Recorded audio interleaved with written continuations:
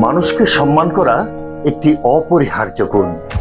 মানুষকে সম্মান করা মানে কেবল ভালো ব্যবহার করা নয়, বরং প্রতিটি মানুষের অন্তর্নিহিত মূল্যকে স্বীকৃতি দেওয়া। এর অর্থ হলো অন্য একজন মানুষের প্রতি সহানুভূতি, সহনশীলতা এবং শ্রদ্ধা প্রদর্শন করা, সে যেই হোক না কেন। সম্মান করা একটি গুণ যা আমাদের সমাজকে আরো সুন্দর এবং শান্তিপূর্ণ করে তোলে। সম্মান একটি সুস্থ সামাজিক পরিবেশ গড়ে তোলে। যখন আমরা একে অপরকে সম্মান করি, তখন সমাজের দ্বন্দ্ব ও বিভেদ কমে আসে।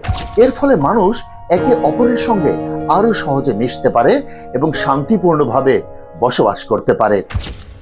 সম্মান করা একটি দ্বিমুখী প্রক্রিয়া। যখন আপনি অন্যকে সম্মান করেন, তখন আপনি নিজেও সম্মানিত হন। এটি আপনার ব্যক্তিত্বকে আরো উন্নত করে এবং আপনাকে অন্যদের কাছে গ্রহণযোগ্য করে তোলে।